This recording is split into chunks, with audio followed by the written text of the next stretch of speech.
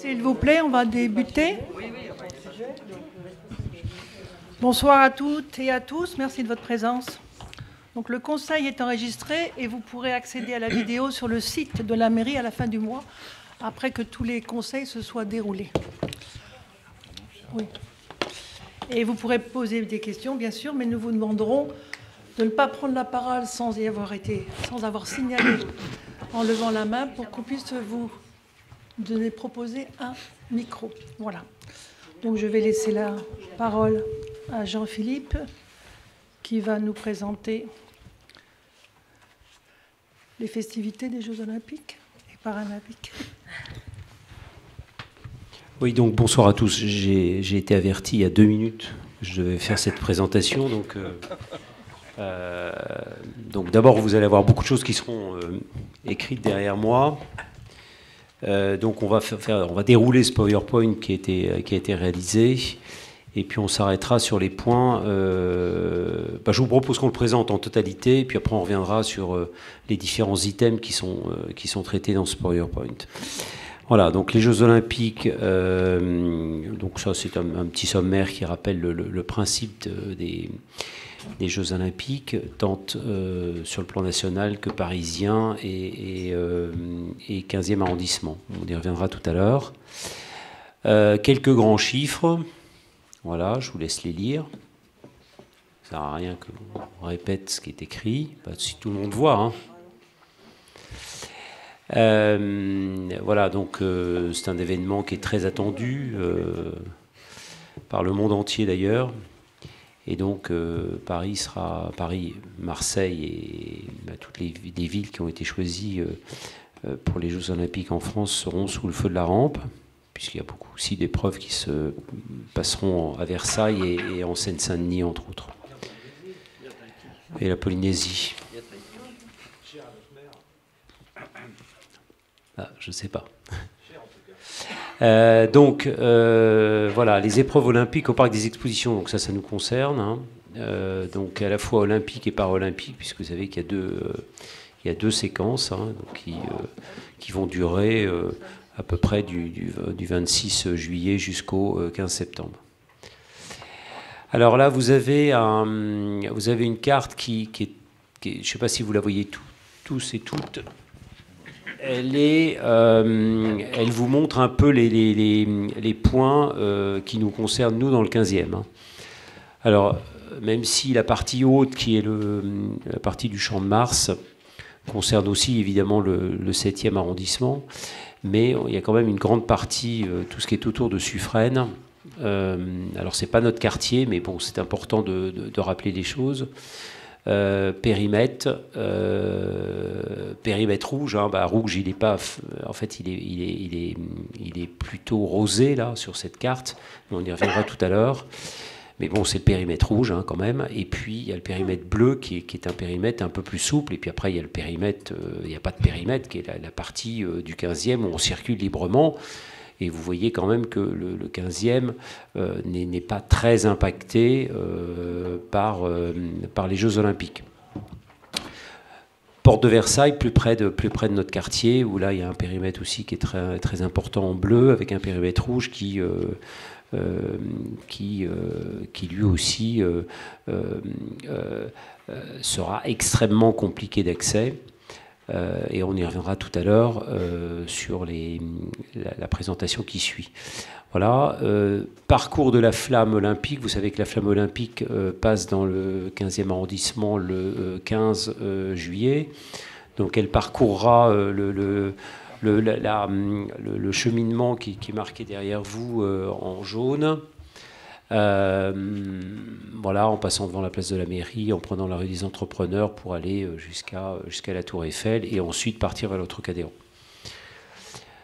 Ça, je ne vais pas trop vite, c'est bon? Vous voyez à peu près. Bon.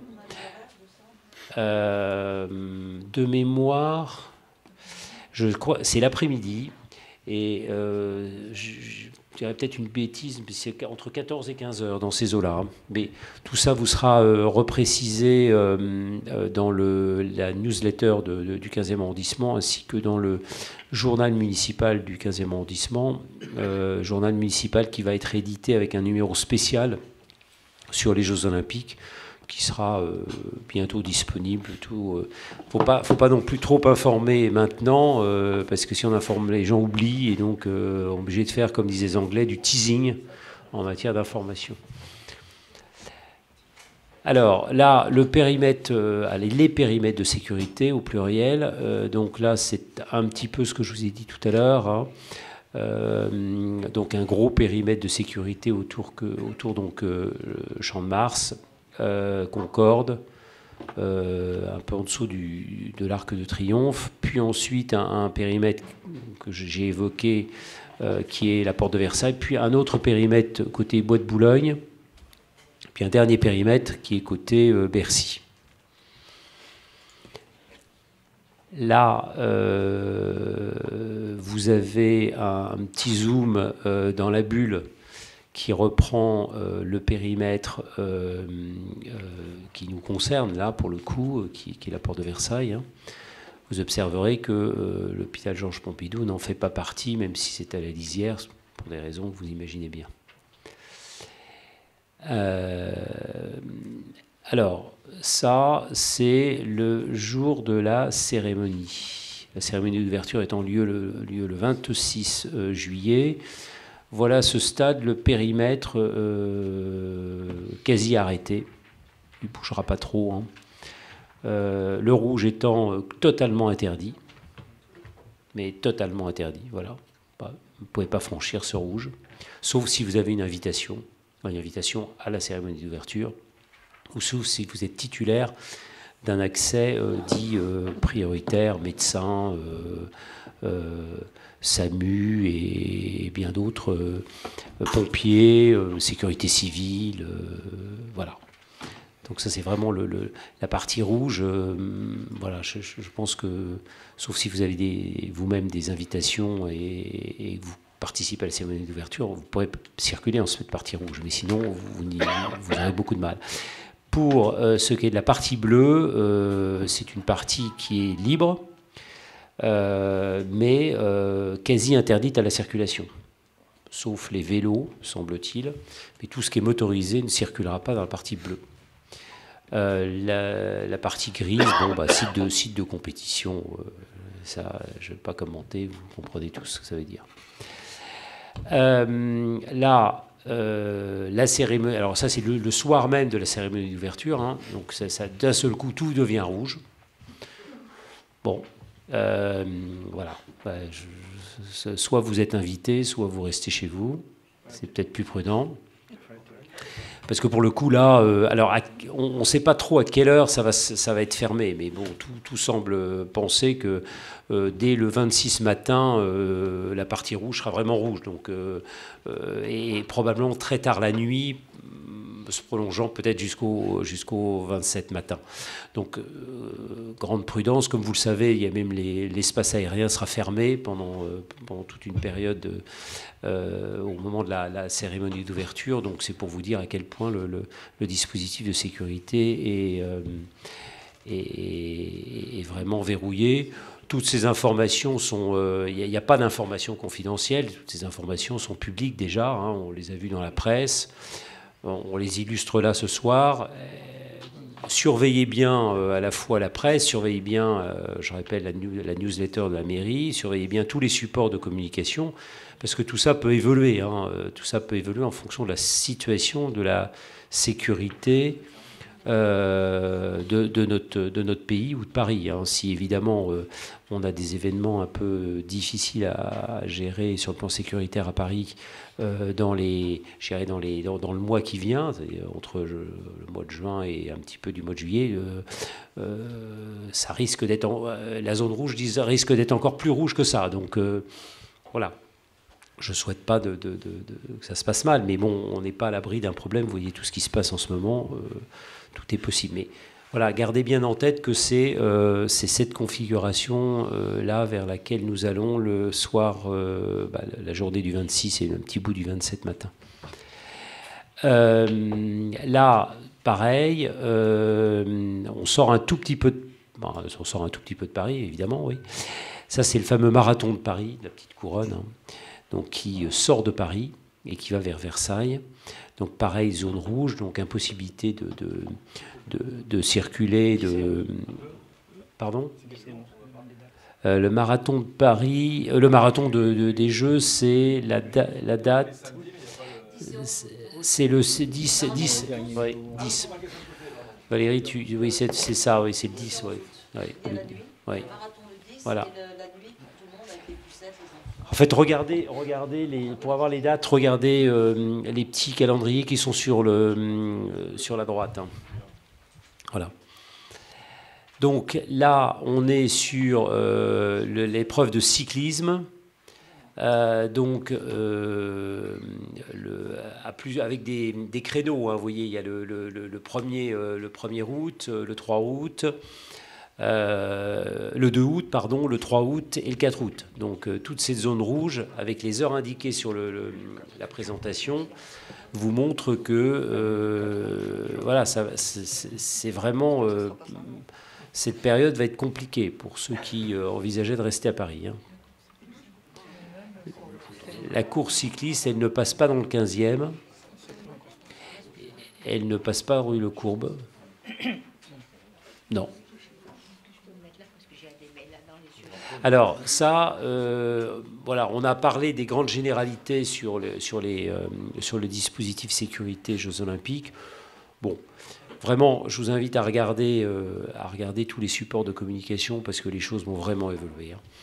Alors ça, c'est le dispositif qui nous concerne, nous, habitants du quartier Saint-Lambert, qui est le dispositif que l'on organise, qui est ce qu'on appelle communément une fan zone, puisque c'est le mot à la mode. Donc nous organisons une fan zone sur le parvis de la mairie. Pourquoi on a décidé de faire une fan zone ? Tout simplement parce que il est dans notre devoir, mairie du 15e, qu'il y ait une grande majorité de Parisiens, en tous les cas des habitants du 15e, qui puissent voir les Jeux et faire la fête autour des Jeux. Tout le monde n'a pas les moyens d'acheter des billets, tout le monde n'aura pas la possibilité d'avoir des billets, ou d'avoir gratuits ou pas, peu importe, mais il y a quand même beaucoup de gens qui ne seront pas en mesure d'être dans les sites olympiques.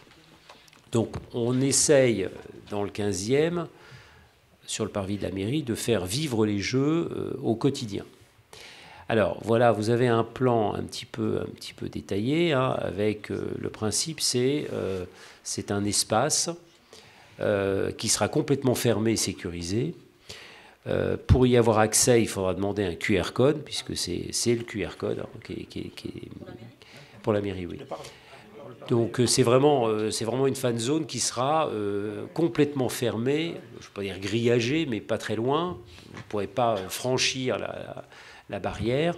Il faudra présenter un QR code. Alors le QR code sera très facile à réclamer. Hein, c'est dès lors que vous habitez le 15e, dès lors que vous remplissez un certain nombre de conditions. Voilà, mais si vous êtes parisien à ce moment-là, moi je vous invite à demander un QR code pour cette partie-là, parce que ça va quand même être très festif. Alors on aime ou on n'aime pas faire la fête, ça c'est un autre sujet, mais ça va être très festif. Il va y avoir des épreuves sportives, mais il va y avoir des spectacles, il va y avoir un écran géant sur lequel sera repris un certain nombre d'épreuves olympiques qui se produiront dans d'autres sites, à Paris, en région parisienne, ou même à Marseille, ou même à Tahiti pour l'épreuve de surf.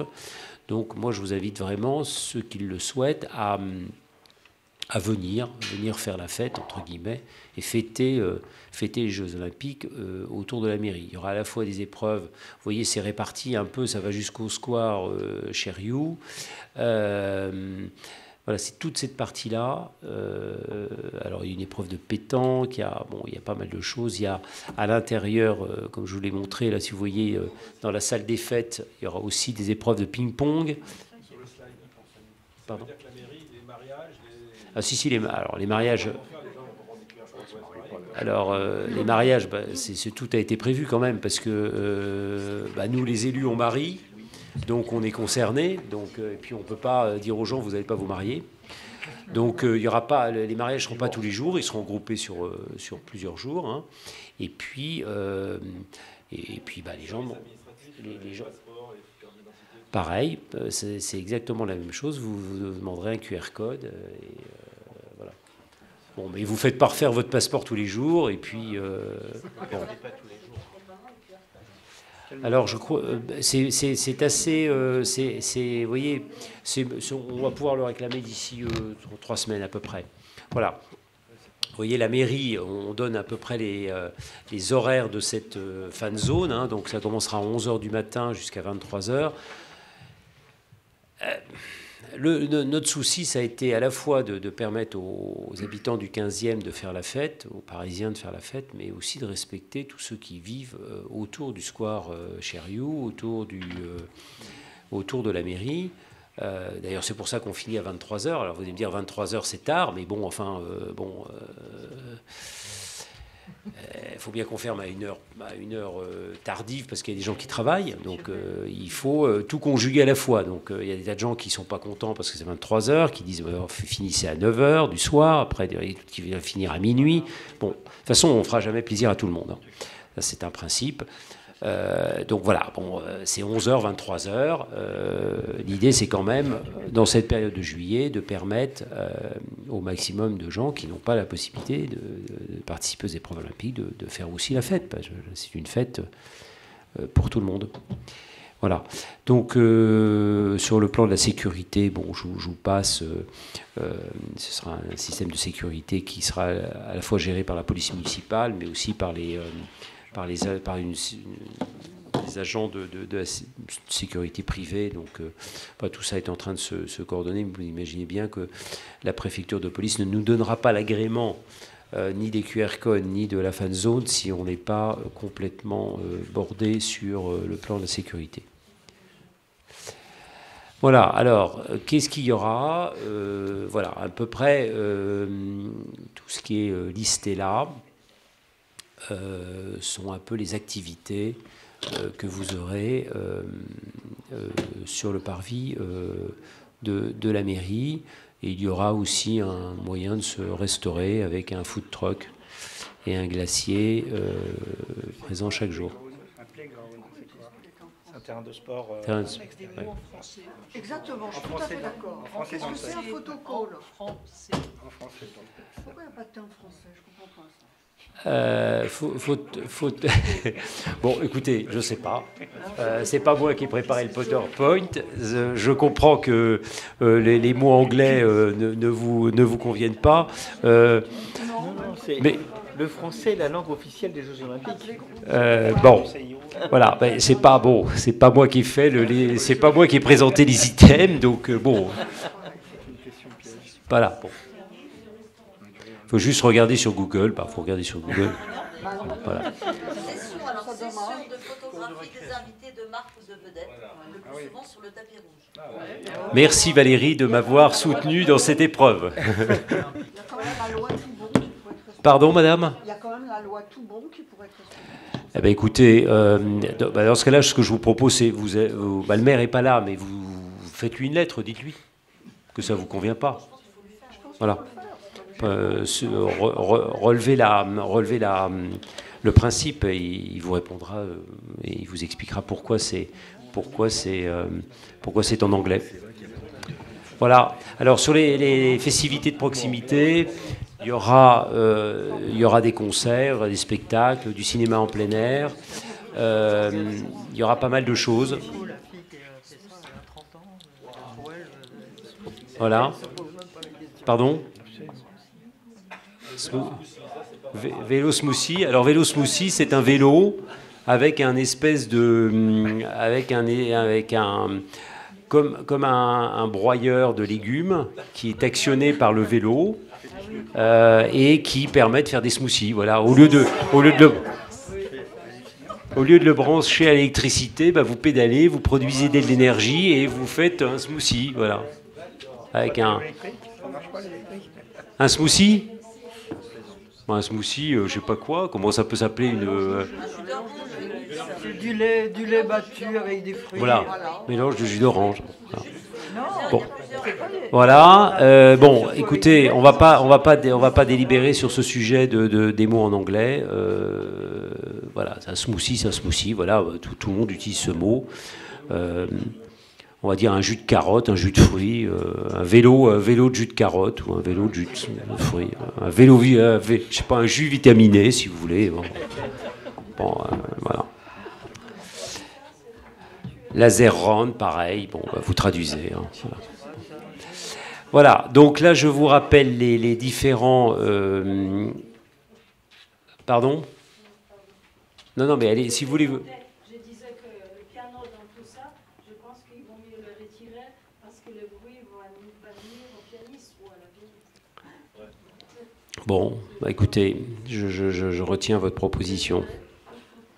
Alors, là, ensuite, les différents liens que je vous demande de bien vouloir retenir, parce que c'est précisément ce que j'ai dit à plusieurs reprises, à la fois les supports de communication et les supports qui vous permettent d'avoir ce fameux laissez-passer QR code. Voilà. Alors, la foire aux questions, même si c'est français, ça peut vous paraître un peu bizarre, mais ça marche bien. Bah, vous posez une question et on vous répond. Alors, c'est un robot, c'est plus... voilà. Voilà, si vous voulez rester informé sur les éléments que l'on publie au sein de la mairie du 15e concernant voilà, tout ce qui est trait aux Jeux Olympiques, retenez ces deux sites, newsletter et News Paris Info, Jeux Olympiques. Voilà, voilà, merci. Alors, des questions, parce que j'ai... Voilà. Alors, prenez le micro. Je pense que la réponse va être compliquée à obtenir. Il y a un EHPAD rue de la Fédération qui se trouve en plein entre zone rouge et zone bleue, je crois. Rue de la Fédération, c'est en plein milieu. Ouais. Il faut prendre l'avenue de Suffren pour y aller. Et donc, quand on va chercher un QR code pour accès aux établissements accueillant du public, visite d'un proche EHPAD avec parking dans la zone. Et en dessous, il y a marqué « Pour les personnes en situation de handicap ou personnes vulnérables uniquement ». Donc ça veut dire qu'il faut être handicapé pour aller voir son proche en EHPAD.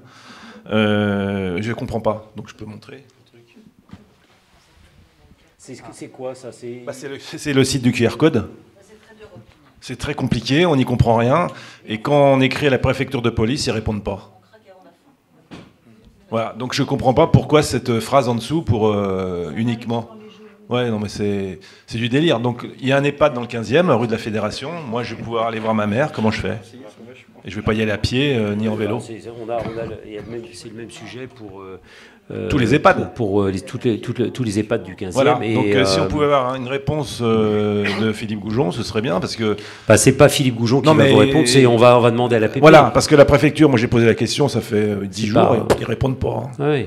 Non, mais il y a des tas de problèmes. On a beaucoup de lettres de riverains et surtout de professions de santé qui ont beaucoup de mal à obtenir des autorisations, des QR codes et voilà, pour l'instant ça marche pas. Ça marche pas très bien, on va dire. Ils ne seront pas méchants non plus. Vous allez voir votre mère, ils ne sont pas... S'il n'y a pas de QR code, les flics ils sont en passés. Hein. Donc là, j'essaierai de... Si j'ai une réponse, je vous la donnerai. Et sinon, ça va peut-être s'affiner dans les semaines qui viennent sur les QR codes. Une question là, juste. Là, tout ce qui est rouge, c'est pour ce qui est motorisé. À pied, en métro, en bus. Il y a des transports en commun? Alors, là, c'est vraiment la zone totalement interdite. Mais c'est le jour du marathon. Le jour de l'ouverture, hein, le jour de la cérémonie d'ouverture. C'est-à-dire que... Oui, mais motorisé ou à pied aussi? Si vous ne détenez pas un billet participant à la cérémonie d'ouverture, vous ne rentrez pas dans la zone rouge. Et si vous n'êtes pas riverain, même chose. Il faut être riverain, personnel d'urgence, on va dire, les pompiers, le SAMU, etc. Donc ça encore, c'est un autre sujet. Bon. Mais si vous n'êtes pas riverain et si vous n'êtes pas titulaire d'un billet pour participer à la cérémonie d'ouverture qui est bas et qui est haut, vous ne rentrez pas dans cette zone. Que le 26 juillet. Ce jour-là. Et le périphérique est en pointillé?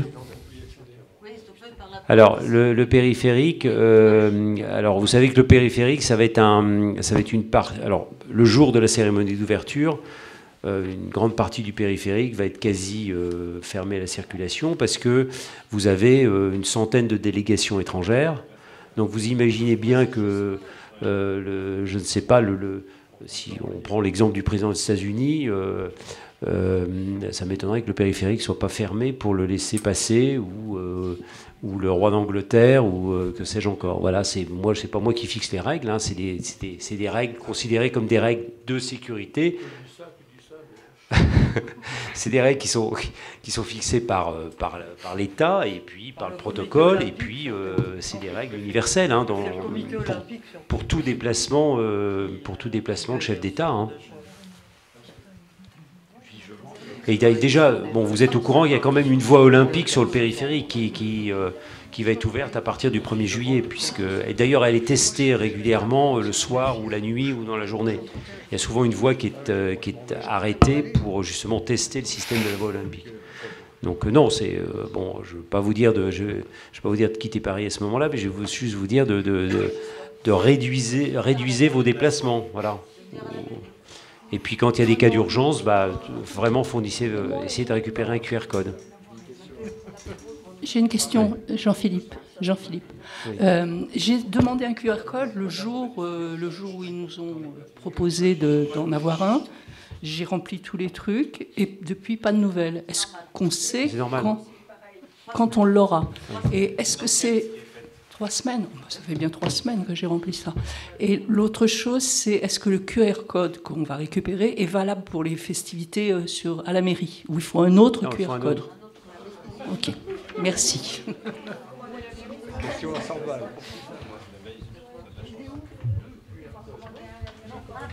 Et si vous circulez en voiture, On n'a pas besoin de QR code, on n'est pas en zone rouge dans le 15e vraiment. sauf certains jours, Valérie.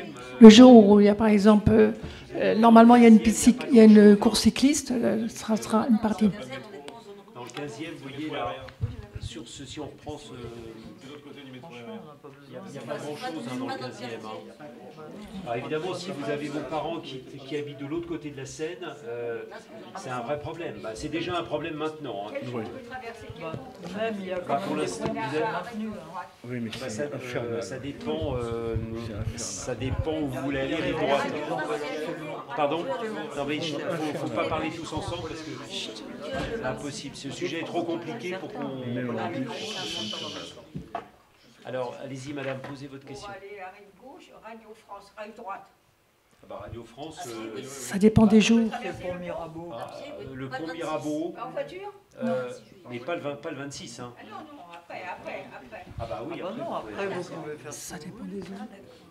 Parce que les zones, elles changent de couleur régulièrement. Donc un jour, vous allez pouvoir passer, puis un autre jour, vous ne pourrez pas passer. Alors, et si vous êtes en voiture, il vous faudra une autorisation pour vous et pour votre voiture. En sachant que le jour le plus sensible, c'est quand même celui-ci. Hein. Retenez ça. 26-27, 26-27, il y a aussi le marathon. Comme le disait Valérie tout à l'heure, le marathon 10-11 août, très problématique. Donc 26 et 27 juillet, impossible, on va dire. Soyons clairs. 10 et 11, très compliqué avec le marathon. Et puis il y avait aussi l'épreuve cycliste 1, 2 et 3, 1, 2 et 3 et 4, oui. Voilà, je vous l'ai reprise là sur le... Voilà. Donc ça, c'est vraiment les 3 périodes où ça va être compliqué. Mais les métros marchent. Août, oui. Oui. Et faites attention, il y a beaucoup de stations de métro qui vont être fermées, en particulier Concorde. Mais il y a Tuileries, il y a une grande partie des stations sur la ligne 1. Il y a des stations qui vont être fermées sur la ligne 6 aussi. Ça, regardez sur le site de la RATP. Ils ont déjà donné, je crois c'est dans le Parisien la semaine dernière, toutes les stations Birakem en particulier. Donc voilà, allez chercher l'information quand même quand vous décidez de traverser Paris. Mais bon, en effet, c'est très compliqué. Moi, j'ai de la famille dans le 17e. Je ne sais pas comment je vais aller les voir à certaines périodes de la semaine. Voilà. Ça va être compliqué. Voilà. Y a-t-il d'autres questions sur les jeux? Je ne comprends pas. Il faut combien de QR codes pour circuler dans Paris? Si vous dites que celui de la mairie n'est pas valable pour les autres zones, Non. Qu'est-ce qu'il y a comme spécificité pour la mairie par rapport aux autres zones? C'est ça que je ne comprends pas. Donc il doit y avoir pour chaque zone des QR codes. Non, parce que nous, alors, si vous voulez aller dans une fan zone d'un autre arrondissement, c'est aussi un autre QR code. Je crois qu'il y a une fan zone qui doit être dans le 18e ou dans le 19e, je crois. Donc ça, c'est un QR code spécifique. Le 15e, la fan zone mairie, c'est un QR code qui est différent de celui qui vous permet d'aller dans les périmètres olympiques. Je ne sais pas si je suis clair. Donc voilà, c'est vraiment... Alors, il n'y a pas 50 QR codes, il y en a au moins 2 qui vous concernent. C'est celui qui vous permet de circuler dans Paris dans les épreuves olympiques, autour des épreuves olympiques, et celui qui vous permet d'être... à la mairie du 15e dans la fan zone. Voilà. Jean-Philippe, pardon. J'ai une bonne chose à dire, pas négative. Pardon ? Et j'ai une bonne chose à dire, pas négative. Il y a un site qui est super bien fait, qui s'appelle Paris Info Jeux 2024. Il nous donne les informations quasiment au jour le jour sur les métros fermés. Tu peux le rappeler Je sais pas, tu vois, j'ai reçu un email là. Donc c'est Paris... Attention, Paris Info Jeux 2024. Paris Info Jeux 2024. Voilà, je vous invite. Il faut s'inscrire. Bien, hein. Oui, moi je me suis inscrite. Il n'y a pas d'espace? Je sais pas. Attends, je regarde. Ça s'appelle news@info-jeux.paris.fr. news@info-jeux.paris.fr. Et j'ai reçu les fermetures à venir, la veille pour le lendemain. Okay. Enfin, c'est vraiment merci, très bien fait. Ok, merci. Valérie, tu voulais rajouter quelque chose? Non. Très bien. Est-ce qu'il y a d'autres questions sur le sujet des jeux? Voilà, vous avez... je reviens une dernière fois sur les sites. Voilà. Sur ça, si vous avez le temps de reprendre les liens utiles en plus de celui que vient de donner Edwige. Pas encore. Ça sera sur le site de la mairie du 15e. Oui. Ça sera dans la newsletter qui... je vous rappelle qu'il y a 2 newsletters. Là, je vous invite à vous inscrire. Vous allez la recevoir directement sur votre adresse mail plusieurs fois par semaine, parce qu'on va en sortir plusieurs. Comme ça, vous la recevez directement sur votre téléphone, sur votre ordinateur.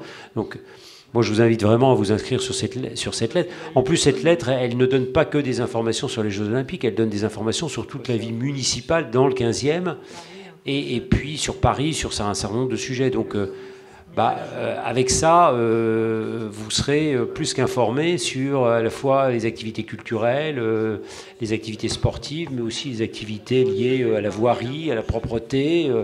Voilà, donc c'est une newsletter qui vraiment, ça mérite de s'y abonner. Alors là, sur un site, il y a une application qui vient de sortir, sur tous les téléphones, qui s'appelle... Tu peux prendre le micro si c'est comme ça tout le monde. Oui, il y a une application qui vient de paraître aujourd'hui et qui s'appelle, pour les transports publics, elle s'appelle Transport public Paris 2024. Et vous pouvez télécharger l'application et vous avez tout en direct. Voilà, merci Valérie. Comme ça, je crois que là, vous êtes... on ne peut pas dire que vous n'êtes pas bordé d'informations. Après, il y en a peut-être trop. Mais bon, voilà, faites votre marché dans tout ce qu'on vient de vous donner. Voilà, pour ceux qui... tout le monde a repris ce qu'il y a derrière moi. Et je représente une dernière fois ce slide avec toutes les adresses pour ceux qui ne les ont pas enregistrées. Voilà. Est-ce que sur ce sujet, on a fini? Vous avez d'autres questions? N'hésitez pas hein, si vous avez des... Une question de curiosité. La mairie est concernée par les places de l'inauguration. Comment sont-elles distribuées, ces places? Alors sur la distribution gratuite, là je ne sais pas si c'est gratuit. Je veux dire, il me semble que les places sont limitées. Centrale il y a 200 000 places. Oui. Comment elles sont distribuées? Cette annonce du gouvernement disant qu'il allait y avoir 200 000 places qui allaient être distribuées gratuitement aux Français, hein, de façon générale, en passant par les préfectures, les mairies, etc. On n'a jamais vu l'ombre d'un document nous permettant de procéder à soit un tirage au sort, soit une sélection. On n'en sait rien. C'est-à-dire que ces 200 000 places...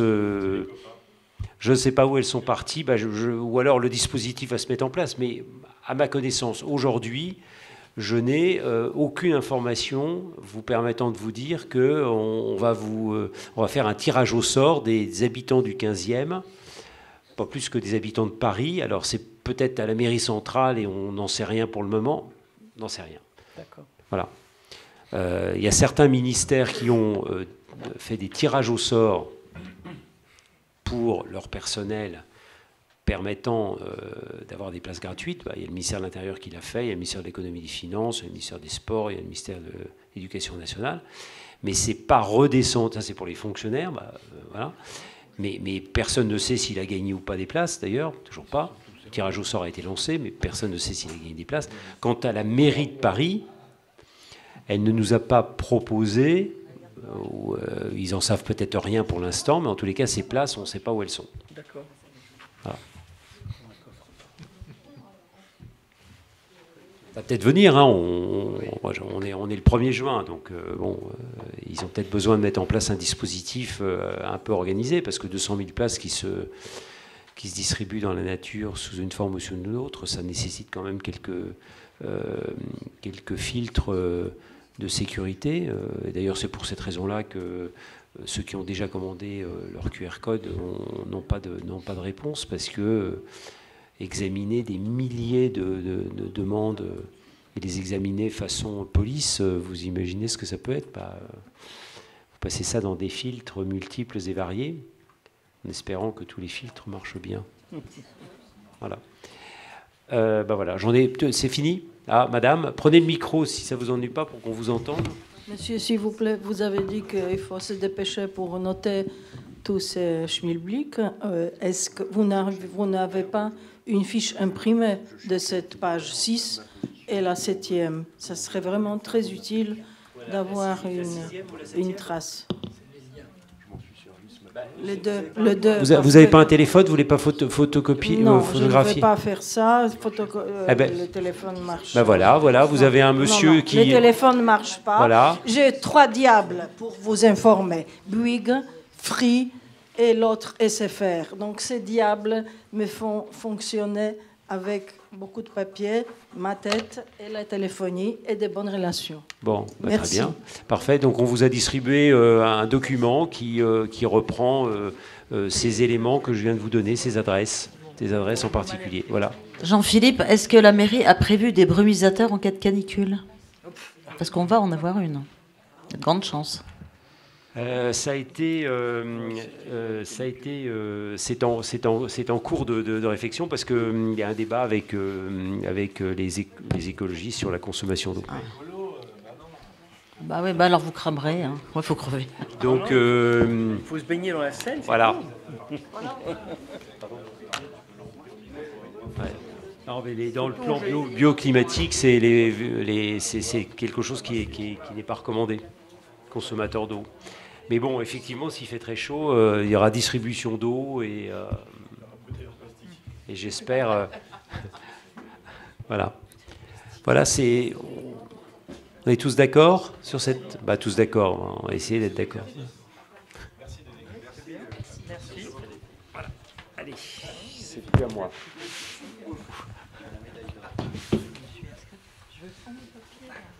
Bien, on va... Si vous n'avez plus de questions, on va passer la parole à M. Vincent Lauer, qui est chef de bureau de secteur DPE, qui va donc nous parler de la propreté dans le quartier. Vous n'avez rien à nous présenter? Alors, en fait, il n'y a pas de... Je reprends la parole. Pardonnez-moi, ce n'était pas prévu comme ça. Mais effectivement, il n'y a pas de présentation, parce qu'on a plutôt voulu qu'un débat s'installe entre vous et la direction de la propreté, parce que le sujet de la propreté, on le connaît tous, on a tous des tas de questions, peut-être tous des remarques, voire pire que ça. Mais enfin, voilà, l'idée c'est d'avoir un échange avec vous sur tous les sujets qui vous préoccupent tous sur la problématique de la propreté, que ce soit le ramassage, le tri, le tri vert, tout ce qui touche de près ou de loin la propreté. Voilà. Donc je peux commencer? Sur le balayage, ça fait partie aussi. Le balayage, c'est... Oui. On paye des taxes de balayage énormes. Et est-ce qu'un balayeur est censé passer dans toutes les rues une fois par jour? Parce que de bas de chez moi, je ne le vois jamais et c'est toujours aussi dégueulasse. Alors, je vais vous répondre. Donc, dans toutes les rues, tous les jours, non. Puisqu'on a une fréquence de traitement, on fonctionne par canton, par secteur et par canton. Et donc, on ne peut pas traiter toutes les rues tous les jours. Ça, c'est une évidence. Oui, mais... La propreté de Paris est présente 7 jours sur 7, ce qui nécessite beaucoup d'agents pour pouvoir être présent 7 jours sur 7. En revanche, la fréquence de balayage aujourd'hui, toutes les rues sont balayées au moins tous les 3 jours. Je ne vais pas vous mentir. Donc, au moins tous les 3 jours, il doit y avoir un balayage. 2 et 3 jours suivant le taux de salissure d'une rue. Voilà. C'est pas systématique. Tous les jours, non. Non, mais tous les 3 jours, normalement, il doit y avoir un passage de balayeur. Normalement, toutes les rues doivent être faites tous les 3 jours. Oui. Moi, je propose quand même de séparer. Il y a 2 parties dans la propreté. Bon, c'est très important, mais il y a d'un côté la partie proactive des gens, des résidents et des gens qui passent. Donc il y a une éducation, il y a des sanctions, il y a un certain nombre de choses qui sont de la responsabilité des gens qui habitent. Donc ça, c'est la première chose. Et puis ensuite, il y a la deuxième chose qui est votre organisation pour compléter, pour balayer, pour collecter, etc., pour traiter et pour informer. Mais je crois qu'il y a 2 parties. Et dans la première partie, je crois qu'il n'y a pas d'information, il n'y a pas d'affichage, il y a beaucoup de choses à faire pour éduquer les gens, pour les sensibiliser au fait qu'ils ils peuvent pas jeter n'importe où. Enfin, il y a beaucoup de choses qui sont à faire du côté des gens qui habitent. Et ça, c'est de l'éducation, donc des campagnes d'information, et puis bien sûr, à la fin, il y a les sanctions. Mais je crois qu'il faut voir il faut voir les 2 problèmes. Tout à fait. Il y a ce volet, de toute façon, une fois qu'on est passé balayer dans une rue, elle est propre. Si elle redevient sale, c'est qu'elle a été salie. Ça, c'est une évidence. Et on a un problème d'incivisme sur Paris depuis toujours. J'ai envie de dire, c'est pas d'aujourd'hui, c'est pas de nouveau. Non, mais c'est pas nouveau. Oui, alors Paris, c'est partout ailleurs, mais en Paris en général, parce qu'il y a une forte concentration de population. En effet, après, il y a 2 choses. On communique, sans doute pas assez, mais je vais prendre l'exemple. Lorsqu'on demande, notamment à la demande de la mairie du 15e, à certains endroits, on va mettre des panneaux anti-dépôt, des panneaux anti-urine, etc. On constate que la plupart du temps, ça génère du dépôt ou ça génère des épanchements d'urine, etc. Donc, c'est très compliqué de communiquer sans générer de provocation.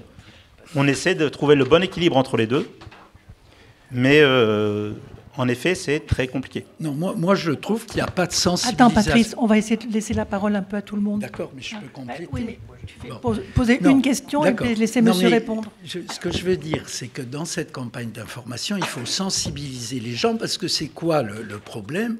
C'est l'hygiène. Et l'hygiène, je veux dire, avec le réchauffement climatique et le réchauffement dans les villes, ça sera de pire en pire. Je ne peux qu'être d'accord. Et puis, juste par ailleurs, un point, il est fait quand même de la pédagogie dans les écoles. Hein.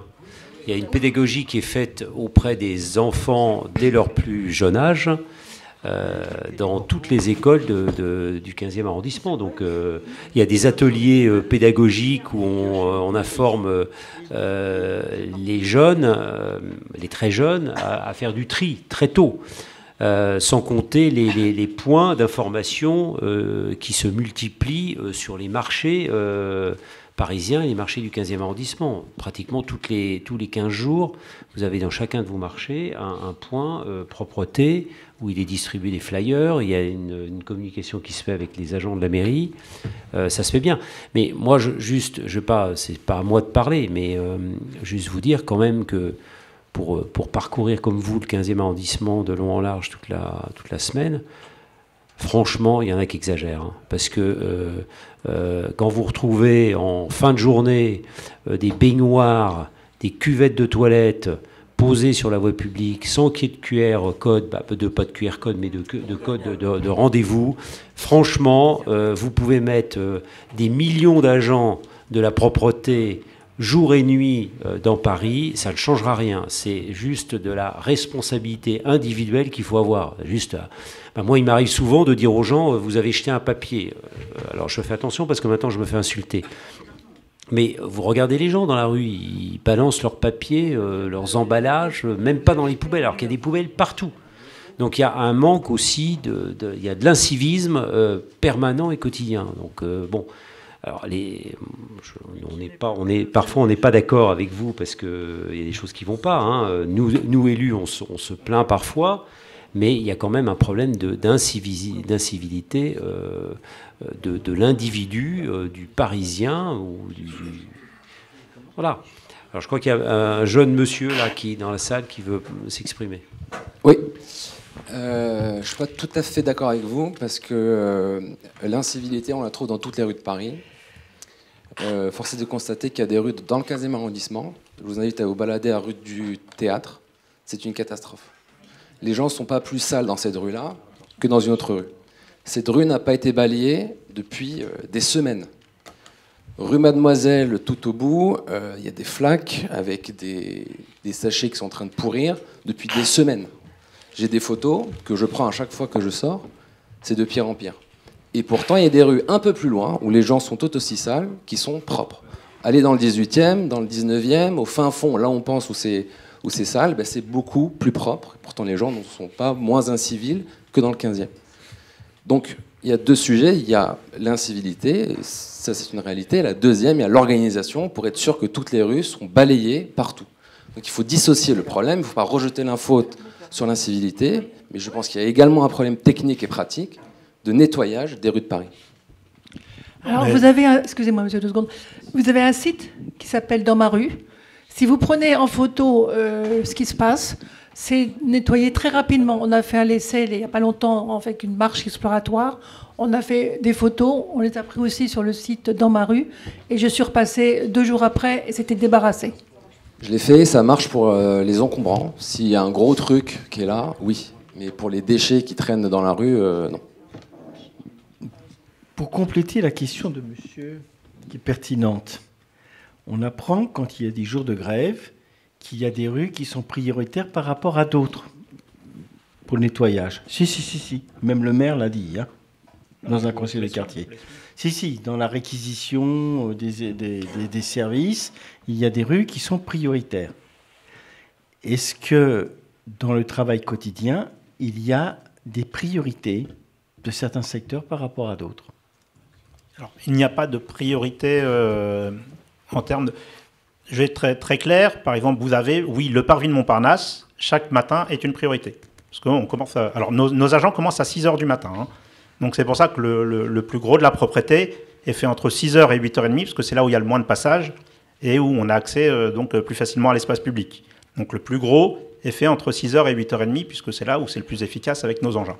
Mais vous avez des zones, oui, en effet, comme les sorties de métro, où on va passer en priorité, le parvis de la gare Montparnasse, le parvis de la mairie, évidemment, puisque l'atelier est sur le parvis de la mairie, donc on le fait aussi en priorité. Donc oui, en ce sens, il y a des zones qui vont être prioritaires. Mais ce n'est pas une rue par rapport à une autre, par rapport à un favoritisme ou à une demande particulière. C'est vraiment par rapport à une nécessité, parce qu'il y a un fort taux de salissure, qu'il faut intervenir.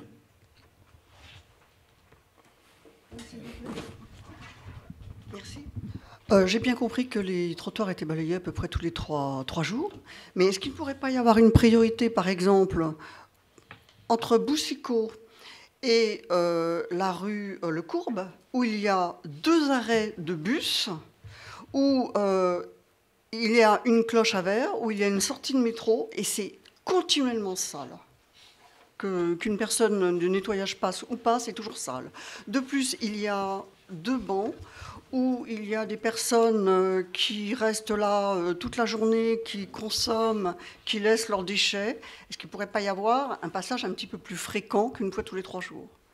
Parce qu'entre l'arrêt de bus, les bancs qui sont squattés, la sortie de métro et la cloche à verre qui est continuellement pleine, avec des dépôts sauvages à côté, c'est immonde. Alors, on ne peut pas, parce que sinon tout le monde nous dirait il faut en priorité nettoyer ici, nettoyer ici. Non, j'entends bien.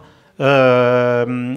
En revanche, pour tout ce qui est les personnes qui squattent, etc., nous, sur ce sujet-là, on ne peut pas faire grand-chose. Hein, on fait appel à la DPMP. Une fois par semaine, il y a une tournée personne à la rue, dans le 15e arrondissement, où on met des moyens spécifiques, avec des équipements spécifiques pour nettoyer les endroits où il y a des personnes à la rue. Je dis bien nettoyer et enlever les encombrants. On ne peut pas déloger les personnes à la rue. Ce n'est pas du...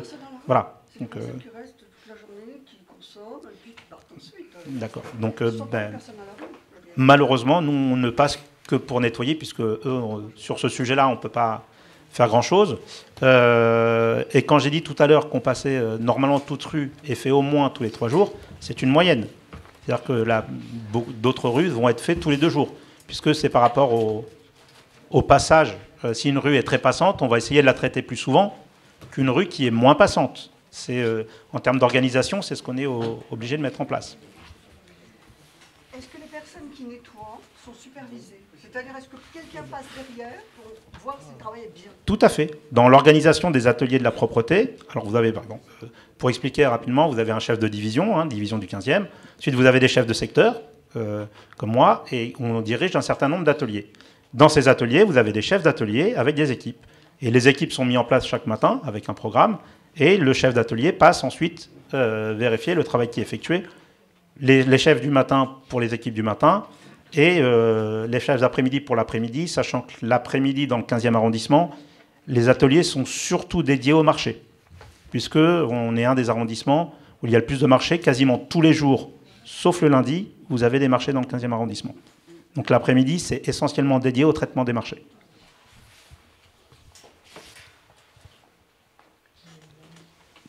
Il y a une question là-bas. Il n'y a plus personne qui prend l'idée. Il y a une dame qui veut poser une question. Nathan, on peut avoir Madame peut avoir le micro, s'il vous plaît. Oui, je reviens juste sur ce que disait mon ami. Il y a des rues qui sont de façon évidente pas nettoyées tous les 3 jours, et donc du coup, on n'a pas eu de réponse là-dessus. Parce que vous parliez de votre organisation, mais du coup, elle ne fonctionne pas. Si je peux juste vous inviter à aller vous balader rue du Théâtre, croisement de la Croix-Hiver, vous constaterez par vous-même que c'est pas fait. Oui, alors, je vais le noter. Je vais le noter, et on vérifiera. Mais je peux vous assurer que dans la programmation, c'est fait au moins une fois tous les 3 jours. Mais dans les faits, ce n'est pas fait. Je ne peux pas vous dire oui, non. En tout cas, je le note et je m'assurerai que ce soit fait plus régulièrement.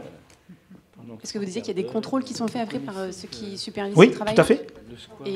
Mais c'est pour ça que je vous dis qu'elle est faite normalement au moins tous les 3 jours. Oui, mais c'est sûr que non. Et ces contrôles, est-ce qu'ils sont encadrés eux-mêmes? On est sûr qu'ils sont faits? Oui. Oui, parce que c'est contrôlé. Mais je vous dis, je le note et je m'assurerai que des contrôles plus fréquents soient effectués. Alors, effectivement, dans le planning, il y a marqué... Est-ce que les bacs... Attendez, madame. Merci.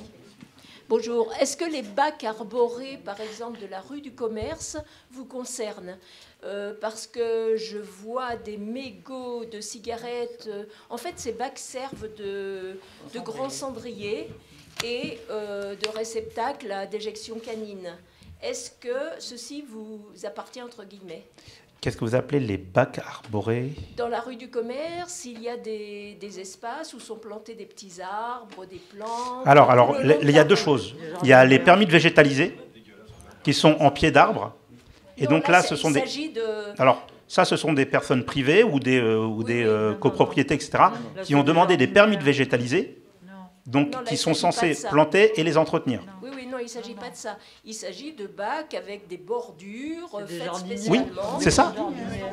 Non, mais donc c'est pas autour des pieds d'arbres. Non, vous parlez de gros jardinières très hautes, de plus d'1 mètre de haut. Non.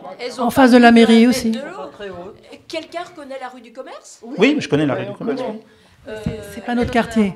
Au niveau de la pharmacie, par Au niveau de la parapharmacie Tout le long Oui, de la tout le long, rue du commerce, il y a des réceptacles et c'est régulièrement rempli de mégots et de déjections canines. Donc les jardinières, oui, c'est du domaine de la propreté de Paris. Déjection canine, il faut que vous ayez des chiens quand même en hauteur, non? C'est des bacs bas. Oui, c'est la hauteur d'un trottoir. Alors malheureusement, quand on parlait tout à l'heure d'incivilité, c'est que les gens les utilisent aussi. On parlait du futur projet de la rue de la Croix-Hiver, voilà, ce sera aussi un problème, parce que les gens les utilisent comme des corbeilles de rue. Donc oui, c'est de notre responsabilité et on est censé nettoyer ces jardinières. Donc si ce n'est pas fait suffisamment, je le noterai et encore une fois, on vérifiera et il n'y a pas de souci. Oui, je voudrais rebondir sur les mégots, justement. D'autant plus que, puisqu'on parle de tri, d'écologie, moi j'ai constaté avec d'autres, alors je me présente, hein, je suis venue voir comment vous travaillez, je suis du conseiller de quartier Georges Brassens, donc je ne vais pas parler de mes rues. Mais on s'est rendu compte que les personnes n'étaient pas du tout au courant qu'il était il y a beaucoup de gens qui ne savent pas que c'est interdit de jeter des mégots dans la rue, enfin, c'est ce qu'ils disent. C'est vrai qu'on ne voit pas beaucoup. Moi, je rejoins l'histoire de l'information et de la publicité, enfin la publicité pédagogique. On n'en voit pas beaucoup, qui pourrait être sympa, drôle et sans être accusatrice. Et en tout cas, bon, c'est tout de même un problème écologique. Ça pourrait tout de même rejoindre la politique écologique, puisque bon, les mégots, on sait que c'est tout de même catastrophique sur le plan écologique. Alors l'autre question que j'avais, c'est l'été, quand il fait chaud. Madame a parlé, nous projette une canicule pour cet été. Moi, j'ai remarqué dans les rues, quand il n'a pas plu depuis longtemps, l'été, c'est pas les gens qui sont sales, c'est carrément la poussière, les paquets de poussière. Donc la question je poserais, est-ce qu'il est autorisé, comme dans d'autres capitales européennes où il fait chaud, comme Madrid, comme Rome, d'avoir des jets d'eau, quoi, de nettoyer avec de l'eau, parce que moi, je ne le vois pas souvent. Bon, voilà. Alors, une première question sur les mégots. La ville de Paris communique régulièrement dans l'année à plusieurs fois, c'est souvent sur les bennes, hein, où vous avez des grands affichages sur les bennes de ramassage des ordures. Attention, mégots, c'est tant d'amendes, vous n'avez pas à jeter dans la rue, etc. Nous avons aussi des cendriers dans la rue qui parfois viennent communiquer. Vous avez pas mal aujourd'hui de poubelles et de corbeilles qui sont équipées de cendriers. Et on le voit dessus. Donc je pense que les gens, s'ils font un petit effort, ils vont s'en apercevoir. Mais on a aussi des efforts de notre communicatrice qui fait des cafés devant les écoles, etc., pour sensibiliser les parents d'élèves, etc. Donc, je pense que sur les mégots, aujourd'hui, ce n'est pas un manque de communication. Je pense qu'il y a vraiment un manque d'implication de la part des gens et que c'est facile de dire « je ne sais pas », puisque combien on voit de fumeurs jetés dans le caniveau comme si le caniveau était une poubelle. Le caniveau, ce n'est pas une poubelle, puisque ça va finir dans les égouts et qu'un mégot de cigarette, c'est 20 mètres cubes pollués d'eau. Donc, pour ce sujet-là, je pense que sur les mégots, ce serait difficile de communiquer encore plus. Mais pourquoi pas? Bon, moi quand j'ai dit qu'il y avait deux volets, hein, il y a un volet qui intéresse l'incivilité et puis l'autre qui concerne l'organisation publique. Donc, je crois que la première chose, quand même, c'est avant de dire je vais balayer là, la première chose, c'est il faut informer les gens. Non, moi je ne suis pas d'accord. Les gens ne sont pas sensibilisés. Il faut des campagnes peut-être de télé. Il faut voir ça à un degré plus important. Il faut que vos panneaux lumineux en disent attention. Oui, mais ça ne concerne pas. Danger santé. Ça ne concerne pas monsieur. Non, mais je vais complètement. Alors, je vais totalement dans votre sens. Tant pis. Mais en revanche, ce n'est pas à notre niveau que ça va se décider. Oui, mais on essaie de traiter les problèmes de façon globale. J'entends complètement. Mais pour le coup, ce n'est pas au niveau de la propreté du 15e qu'on va pouvoir le traiter. Alors, moi, je crois. Il y a un conseil de quartier, là il faut alors se poser la question comment on peut attaquer le problème de façon globale. Donc je suis d'accord qu'il y a des problèmes d'organisation, mais la première chose c'est montrer aux gens, aux habitants que c'est dangereux de vivre dans des conditions qui manquent d'hygiène. Et puis avec la chaleur, avec le réchauffement climatique, ça va être pire. Et donc il faut mettre le paquet, mais il faut mettre le paquet pas en disant moi je suis responsable des jardinières, non, de façon globale. Patrice, on est là pour poser des questions à monsieur. Non, pas de souci. Et pour répondre à la deuxième partie de votre question, donc nous lavons les trottoirs, puisque nous avons des engins qui s'appellent des laveuses. Hein. Nous avons des petites laveuses et des petites aspiratrices qui peuvent monter sur les trottoirs. Ce sont les seuls engins qui ont le droit, motorisés, qui ont le droit d'aller sur un trottoir. Donc nous lavons les rues. Alors, pas au quotidien, évidemment, hein, mais les rues sont lavées plusieurs fois par mois. Oui. Une petite question concernant les horaires des personnes qui s'occupent du nettoyage dans les rues. C'est de quelle heure à quelle heure? Alors, vous avez des agents présents de 6h du matin jusqu'à 20h12. Vous avez les équipes du matin qui travaillent de 6h à 13h48. C'est la loi sur les 35 heures. Et vous avez des équipes qui commencent à 12h24 et qui terminent à 20h12. Voilà, très précisément. Non, donc, le temps qu'ils terminent, disons que le prise de service, quand les agents arrivent à 6h, à partir de 6h15, ils sont sur le terrain. Hein, le taux de se changer, d'arriver à l'atelier, etc. Et le soir, jusqu'à 19h30, vous avez des gens sur le terrain. Voilà. Et ils ont droit à combien de pauses pendant leur... Une pause le matin. Le matin, par exemple, la pause est à 9h30, de 9h30 à 10h. Une demi-heure de pause. Une demi-heure de pause, tout à fait. Dans leurs ateliers, tout à fait. Vous avez 7 ateliers sur Paris 15e. Non, pas du tout. J'entends votre remarque. Non, mais j'entends tout à fait votre remarque et on fait la chasse aux... Il y a des sanctions tous les mois. Donc juste s'il vous plaît, il n'y a pas de plan d'action spécifique pour rendre la ville de Paris ou le quartier du 15e plus propre. C'est-à-dire que là, vous êtes fiers de votre organisation, tout marche très bien, il n'y a pas de plan spécifique pour la rendre plus propre. C'est pas du tout ce que je vous ai dit. Tout est programmé. C'est quoi les actions précises pour rendre la ville plus propre? Partons tous du constat que c'est sale. Que fait-on dans les prochains mois pour rendre la ville propre? Alors, j'ai noté les rues où vous aviez des problèmes. Je vous dis, il y a des programmes qui sont organisés. Chaque semaine, vous avez des plans de lavage, des plans de balayage qui sont faits de façon récurrente, de façon à ce que chaque rue soit traitée au moins tous les 3 jours, au pire des cas. Mais j'entends votre remarque, hein, je veux bien. Je suis à l'écoute, mais je ne peux pas aujourd'hui vous dire demain on va laver toutes les rues tous les jours. Non, mais la remarque principale, c'est que quand vous nous dites que ça passe tous les 3 jours, en fait, il n'y a pas grand monde qui constate que ça passe tous les 3 jours, sans demander tous les jours, mais... Non, mais j'entends. Il n'y a personne qui arrive à dire que ça se passe tous les 3 jours, en fait. Alors, le balayage systématique, il y a 2 choses. Il y a ce qu'on appelle le balayage systématique, c'est-à-dire ce sont les éboueurs que vous voyez dans la rue avec leur roule-sac et un balai. Ce qu'on appelle le balayage systématique. Donc ils passent et ils balayent. Voilà. Vous avez ensuite le balayage mécanique, c'est-à-dire quand on peut faire passer un engin. Donc forcément, le balayage manuel est beaucoup plus fréquent que le balayage mécanique, puisque traité... Enfin voilà, le 15e arrondissement, c'est quand même 237 000 habitants, c'est aussi grand que la ville de Bordeaux. Donc ça prend tout de même un certain temps. Et je ne dis pas qu'il ne peut pas y avoir parfois des loupés, mais on fait en sorte, en tout cas on met toute l'énergie nécessaire pour réussir à traiter les rues au moins une fois tous les 3 jours. Et de nombreuses rues sont traitées beaucoup plus qu'une fois tous les 3 jours. Tout dépend en effet du taux de salissure constaté. Mais rien n'est parfait, je le conçois.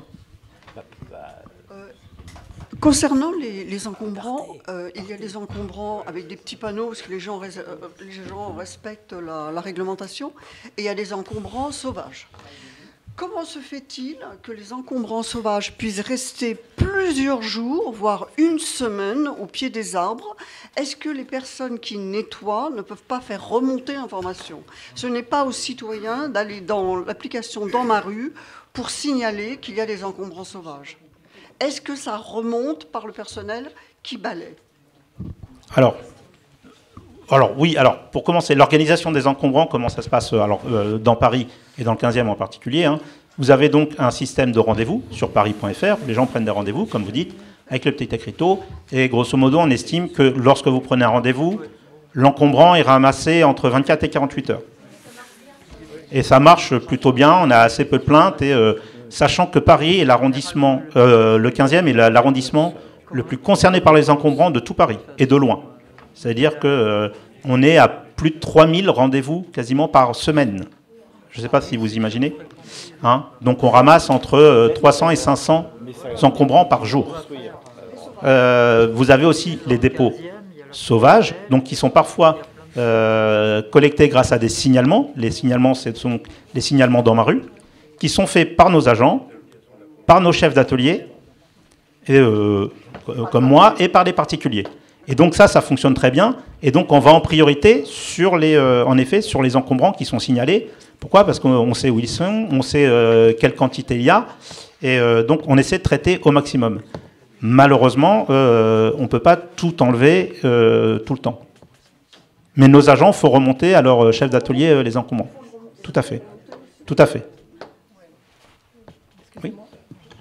Vous avez un site ou une adresse où on peut vous envoyer comme dans ma rue, par exemple, le site dans ma rue. Est-ce qu'on peut vous signaler directement à vous ? Alors, c'est quand même mieux de passer par l'application dans ma rue pour une simple raison. C'est pourquoi l'outil est très puissant, c'est qu'on prend une photo. Ouais. Et qu'à partir du moment où la photo, nous, on peut dimensionner l'intervention. Parce que si vous avez un énorme dépôt, comme ça arrive parfois, hein, des gens vident l'appartement dans la nuit, et, ils déménagent, ils nous laissent tout en dessous. Si on a 10 mètres cubes, on doit faire passer une benne encombrant. On ne peut pas, avec un petit porteur, un petit camion, venir chercher les encombrants. En revanche, si c'est juste pour un grippin, on ne va pas déplacer un camion. C'est plutôt ce qu'on appelle l'urgence propreté, hein, qui sont des tout petits véhicules que vous avez peut-être déjà vus électriques, hein, qui ont un tout petit karcher, mais qui passent vraiment pour les petites interventions, pour les déjections canines, les épanchements d'urine et les petits encombrants. Donc vraiment, dans ma rue est très utile, parce qu'on est sûr de l'adresse, on a une photo, et on sait comment intervenir. Même pour les déjections, etc. Bien sûr, c'est surtout fait. L'urgence propreté, par exemple, il y a deux urgences propreté, une le matin, une l'après-midi dans le 15e arrondissement. L'essentiel de leur mission, ce sont les déjections canines et les épanchements d'urine. Ils passent, ils ramassent, ils donnent un coup de karcher et ils mettent un surodorant.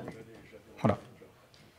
J'avais plusieurs remarques justement par rapport à dans ma rue que j'utilise quotidiennement. Il y a vraiment des zones où on retrouve tous les jours, vous passez, vous enlevez, et en fait, c'est vraiment des angles qui sont des zones à dépôt sauvage. Oui. Qu'est-ce qu'il faut faire pour que vous mettiez un panneau indiquant qu'il y a un risque de verbalisation, ou à ce moment-là, voir avec la copropriété, de mettre un bac de plantes, parce que c'est vraiment, il y a des spots, mais c'est quotidien. Totalement. En fait. On a nous-mêmes établi Qu'est-ce que vous faites pour changer ça ? Parce que c'est vraiment... Alors, on a nous-mêmes établi une carte, ce qu'on appelle, nous, les cartes des points noirs dans le 15e arrondissement. Donc, de toute façon, alors c'est vrai pour les encombrants, c'est vrai pour les épanchements d'urine. Hein. Dès que vous avez un recoin, malheureusement, c'est comme ça. Qu'est-ce qu'on fait ? On a plusieurs types d'interventions, donc c'est d'essayer de passer plus fréquemment dans ces endroits-là, mais on ne peut pas faire tous les recoins du 15e arrondissement tous les jours non plus. Lorsqu'on met un panneau anti-dépôt ou anti-épanchement d'urine, moi je reste personnellement très partagé sur l'utilité, mais on le fait en communication, mais souvent ça génère, alors par provocation ou par amusement, je ne sais pas, mais ça génère plus de dépôts ou plus d'épanchement d'urine. Donc il faut le faire de temps en temps, mais on a des panneaux en effet qu'on peut mettre et qu'on attache avec une chaîne, hein, pour pas qu'on nous les vole non plus. Et vous avez, madame, une rue particulière qui vous vient à l'esprit parce que en fait, je me suis... oui, rue de l'Amiral Roussin, bon, c'est pas exactement le quartier, mais au niveau du 14, c'est systématique. Mais tous les jours, moi j'habite en face, j'envoie une photo, donc vous passez tous les jours, hein, mais il y a systématiquement. Donc c'est une résidence, un foyer, je sais pas dans quelle mesure, peut-être le gardien, enfin il y aurait peut-être un affichage en interne, je sais pas si c'est des gens qui habitent devant, mais c'est systématique. Et j'avais d'autres remarques par rapport à la propreté. C'est certaines poubelles qui sont trop pleines, donc dès qu'il y a un coup de vent, hop, il y en a partout. Autre chose, je trouve que ça serait bien d'éduquer, passer par les enfants.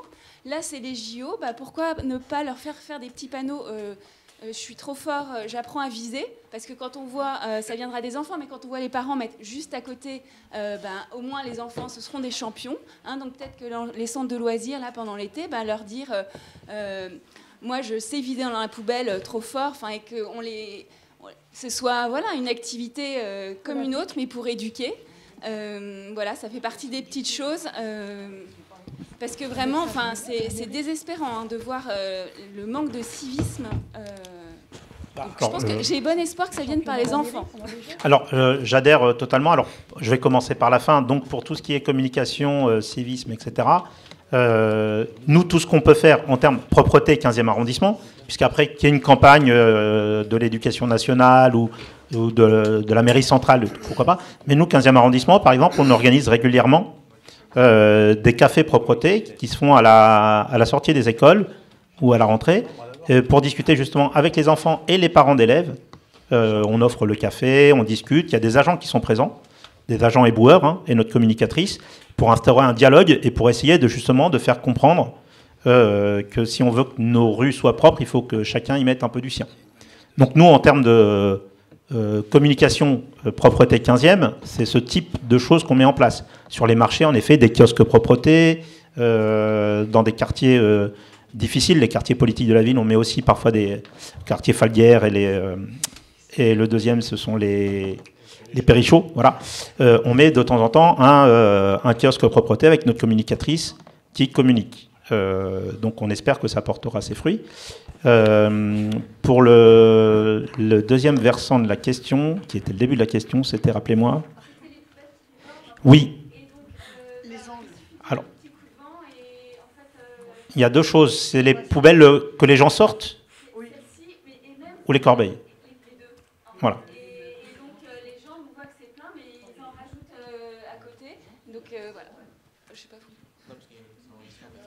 Oui, donc c'est un sujet. Je vais vous répondre. C'est plutôt l'élu qui va vous répondre là. C'est le sujet des gardiennes. Hein. Sur l'heure de sortie des poubelles. C'est-à-dire que les gardiennes, elles doivent sortir les poubelles entre telle heure et telle heure en fonction des la collecte a lieu l'après-midi. Voilà. C'est à partir de 16h voilà. Dans le 15e arrondissement. Donc les gardiennes, elles ont droit de sortir les poubelles 1 heure avant la collecte et les laisser 1 heure après la collecte. Qu'est-ce qui se passe pendant l'heure durant laquelle la poubelle est dans la rue ?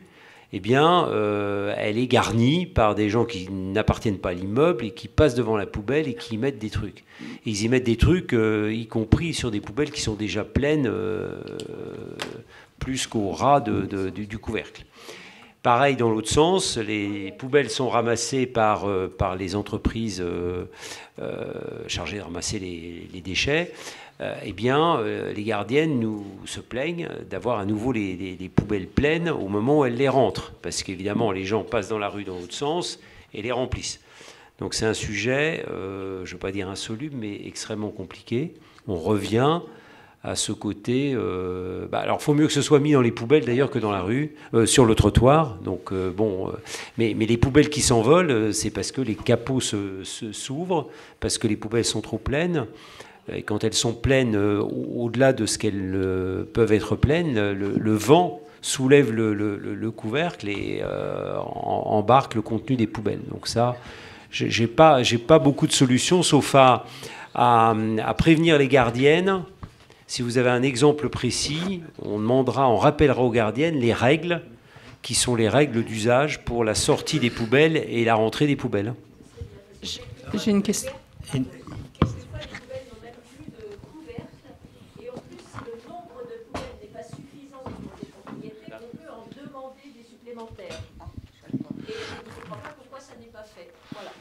Alors, merci madame. Effectivement, on peut réclamer des poubelles supplémentaires. Alors, qu'est-ce qui se passe? C'est que les copropriétés ne les réclament pas parce que les locales à poubelles ne sont pas suffisamment grands pour y mettre des poubelles supplémentaires. Donc, mais les poubelles supplémentaires, si vous voulez une poubelle supplémentaire dans votre immeuble, je serais très heureux de vous la faire déposer. Ce n'est pas moi qui vous la déposerai, mais on vous la déposera rapidement. J'avais une question concernant les dépôts sauvages. Là. Les dépôts permanents sauvages, en fait, que vous ramassez comme vous pouvez. Mais en fait, comme c'est instauré comme organisation, on a toutes les traces de peinture, de plâtre, de ciment, tout ce qui s'est déposé, qui sont ancrés dans le sol et il n'y a plus d'espoir. Et donc, on sait où ça se passe, en fait, le dépôt sauvage, puisqu'il est marqué. Donc, qu'est-ce qui se passe c'est plus du domaine de la voirie, parce que c'est le bitume, en fait, qui est foutu. Et l'autre, du même genre, les corbeilles de rue, on a pas mal de corbeilles de rue qui ont été brûlées, qui ont subi des mégots ou choses comme ça. Donc il nous reste un petit tas de plastique fondu sur le bitume, mais ça c'est jamais enlevé, même si la corbeille est remise à côté. Soigneusement, il y a une nouvelle en métal qui brûle plus, mais l'ancienne en plastique vert, elle est soigneusement fondue, mais elle est là. Tout à fait. Alors, alors c'est du coup, il y a deux services qui vont pouvoir intervenir ici. Hein. Il y a soit la voirie, enfin ça va dépendre aussi de quel point la poubelle est fondue ou pas. Hein. Nous, soit on fait une demande à la voirie, soit c'est la fonctionnelle. Non, mais c'est du plastique fondu qui est fondu dans le bitume. Donc ils vont essayer d'araser avec une espèce de disqueuse, etc., quand ils peuvent. Sinon, à un moment donné, il y a une programmation de travaux et ils referont complètement les trottoirs. Alors, c'est suivant les budgets et l'organisation de la voirie qui décide de façon pluriannuelle d'intervenir sur une rue ou une autre. Pour tout ce qui est plâtre, peinture, etc., ça, on a les moyens de le nettoyer. Donc l'idéal, c'est si vous utilisez DMR, tout comme pour Madame tout à l'heure, vous avez l'item corbeille de rue débordante, hein, et on intervient assez vite. Alors, pas dans l'heure, il faut quand même nous laisser un petit peu de temps, mais on intervient assez vite. Vous avez aussi des items traces de peinture sur trottoir ou traces de peinture sur chaussée, qui permettent justement, en voyant la photo, c'est pour ça que je disais que l'outil est très puissant, parce qu'en voyant la photo, ça nous permet de dimensionner l'intervention. Et c'est un petit peu une grande infrastructure des tuyaux, ça nous permet par item d'envoyer au service compétent. En revanche, dès que ça demande une intervention de la voirie, ça peut prendre un certain temps, puisque, comme vous le constatez, il y a beaucoup de travaux quand même dans Paris, et que la voirie a besoin de programmer de façon pluriannuelle. Et on est intervenu plus vite quand, par exemple, il y a eu des dégâts suite aux émeutes dans le quartier Falguière. Là, il y a eu de nombreux plastiques qui étaient brûlés, etc. On est intervenu pour enlever quasiment tout. Il reste 2-3 points qui sont compliqués parce que c'est sur chaussée et qui demanderaient une fermeture de rue, etc. Donc, qui seront faits, mais pas dans l'immédiat. J'espère avoir répondu. J'ai une petite question très courte. Est-ce qu'il y a des contrôles de l'heure de sortie des poubelles? Parce qu'on voit des poubelles sur les trottoirs à 14h, à 15h. Pas de la part de la propreté, puisque nous n'avons aucun pouvoir de contrôle et de verbalisation. C'est du domaine de la DPMP. C'est la police municipale. Voilà.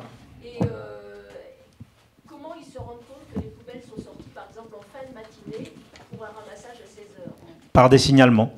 Justement, quand on leur signale qu'à tel endroit, à telle adresse, nous, on a des plaintes qui nous parviennent via le 3975, etc., à la propreté.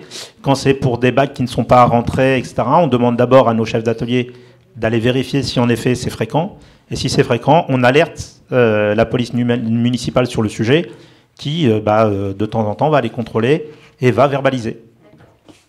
Mais je ne vous cache pas que dans un premier temps, ils vont d'abord essayer d'informer, de discuter. Mais le principal problème, et je me mets aussi à la place des concierges, c'est que c'est parfois compliqué de sortir la poubelle au moment où le camion passe et de la ramasser au moment où le camion est parti. Donc voilà. Mais nous, propreté, nous n'avons pas de pouvoir de verbalisation du tout. Est-ce que le ramassage des conteneurs, les conteneurs de bouteilles et les conteneurs de vêtements, parce que les conteneurs de bouteilles, quelquefois on voit énormément de bouteilles, si ce n'est pas des caisses et des sacs de bouteilles au pied du conteneur, et aussi les conteneurs où on peut mettre des vêtements, et de temps en temps, je pense que je ne comprends pas qu'on puisse aller récupérer les vêtements, parce que quand ils commencent à en sortir un, ils en sortent des tonnes, et après il y en a plein sur le marché. C'est un vrai sujet, puisque malheureusement c'est... Alors, je vais commencer par le conteneur à verre, qui est plus simple, puisque là c'est un prestataire privé, c'est de Richebourg dans le 15e arrondissement, qui collecte les colonnes à verre. Normalement, ils ont un système de jauge électronique. Dès qu'il est plein, ils sont censés passer les collecter, en tout cas rapidement. Toujours pareil, il y a un outil magnifique qui s'appelle dans ma rue. Je vais le répéter, mais vous avez un item colonne à verre débordante qui va directement chez le prestataire et qui les oblige à intervenir assez rapidement. Souvent sur les débords de colonnes à verre, on a aussi, on parlait du manque de civisme des particuliers.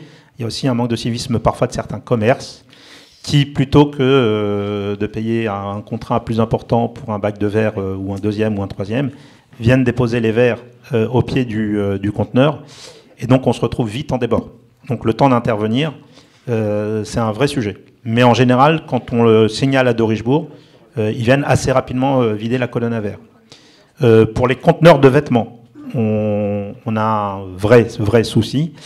Et là, c'est un type de population qui vide les conteneurs à vêtements et qui va souvent, la nuit, venir les trier sous le métro aérien. Le boulevard Garibaldi et le boulevard de Grenelle sont très touchés. Et le lendemain matin, en fait, nos agences sont obligées de mettre en sac ces vêtements pour pouvoir les jeter. Et encore une fois, nous, à ce niveau-là, on n'a pas de pouvoir de verbalisation ou de contrôle. Et je déconseille, j'interdis quasiment à mes agents d'aller au contact, hein, parce que c'est pas eux ils sont là pour nettoyer, ils sont pas là pour prendre des risques. Donc nous, on a fait remonter ce type de problème à la DPMP. Et pour l'instant, c'est un petit peu, c'est Sisyphe, hein, tous les jours, on y va, on y retourne et on met en sac. Oui, parce qu'il y en a un qui est en face de la mairie, en fin de compte, qui de temps en temps, effectivement, se trouve dans cette même situation. Oui, tout à fait.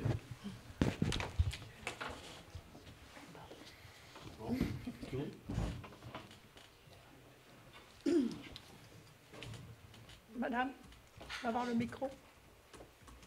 Je voulais juste savoir si vous êtes en charge du nettoyage des réceptacles pour les biodéchets, en particulier celui de l'avenue d'Abbé Piquet au marché. C'est souvent très sale. Autour ou l'intérieur? Autour. Il y a deux choses. Il y a un prestataire, il y a un prestataire privé qui est chargé de les vider, hein, puisque c'est très spécifique. Hein, il y a tout un parcours de recyclage pour les biodéchets qui est spécifique. Mais autour, oui, c'est nous qui en sommes en charge. C'est pas très ragoûtant. Moi, je m'astreins à faire ça. Déjà, il faut faire des kilomètres pour aller trouver un point. Et en plus, c'est très sale. Franchement. Oui. On a constaté ça depuis qu'on a l'obligation légale de le mettre. Donc, la plupart du temps, on a mis quand même ces abris-bacs pour les biodéchets près des marchés. Oui, c'est bien. Hein, on avait commencé, de toute façon, le 15e était un arrondissement test. Donc, depuis très longtemps, on faisait avant des points d'apport volontaires sur les marchés. Maintenant, il y a ces abris-bacs. Le souci, c'est que c'est assez difficile aujourd'hui de se procurer des sacs biodégradables. Donc, il est autorisé pour les gens de jeter directement à partir de leur petit bac sans le mettre en sac. Et du coup, ça génère constamment des épluchures qui tombent, etc. Donc, c'est fait le matin. Mais après, au fur et à mesure, dans la journée, les gens en jetant, il y a des épluchures qui tombent à côté. Et on peut malheureusement pas être constamment autour de ces bacs. Mais on en est conscient, on essaie de trouver une solution. Quand c'est sur les marchés, c'est fait en plus l'après-midi, puisque les équipes qui font les marchés repassent l'après-midi sur ces conteneurs de biodéchets. Mais je pense que c'est un nouveau circuit et il va falloir travailler dessus. Peut-être que bientôt dans les commerces, il sera plus facile de se procurer des sacs biodégradables. Tant que nous étions arrondissement test, on les fournissait avec les petits bacs. Oui. Aujourd'hui, quand vous allez chercher votre bac, alors je suis pas sûr qu'on le fournisse encore, mais on fournissait un premier rouleau et après c'est de la responsabilité des gens d'en acheter. Et donc c'est difficile de s'en procurer. Aujourd'hui, il n'y en a pas beaucoup sur le marché à disposition. Et la question qui suit, c'est quand est-ce qu'on aura des points plus proches de chez nous pour les biodéchets? Pardon, c'était janvier 24. Quand la collecte sera vraiment mature. Pour l'instant, voilà, non. C'est-à-dire que quand tout le système... Quand est-ce que c'est mature? Quand tout le système sera mis en place, puisque là, ça fait quand même que quelques mois, c'est depuis le début de l'année seulement où c'est une obligation. Oui. On était test. Oui, mais on parle de ça depuis très longtemps. Donc... Oui, mais certes. Mais du coup, il y a tout un marché, toute une logistique à mettre en place, notamment pour la collecte et pour l'entretien, justement, autour des bacs. Donc, petit à petit, je pense qu'en effet, il y aura de plus en plus de points. Pour l'instant, il faut quand même que la collecte et le système de traitement derrière, quand je dis qu'il soit mature, c'est-à-dire que petit à petit monte en puissance pour qu'on installe plus de bacs. Monsieur, oui, mais c'est... de la collecte. Pour... Samedi, par exemple, il y a deux bacs rue Alain Chartier, en face des cinémas. Tout à fait. Ça débordait partout à l'extérieur. C'était dégueulasse. Oui, parce que malheureusement, les jours de marché... Oui, les gens viennent de tous jeter en même temps. Donc, non, pas le jour de marché. Mais je vous dis, les jours de marché, les gens viennent tous jeter en même temps. Et celui d'Alain Chartier, c'est celui qui était placé avant, juste contre la rambarde du métro, qu'on a déplacé à la demande de la RATP. Et normalement, alors, pour les DA, qui n'est pas ma spécialité, mais de mémoire, c'est collecté 2 ou 3 fois par semaine. Voilà. Justement, à propos de ce point de collecte... Le micro, prends le micro.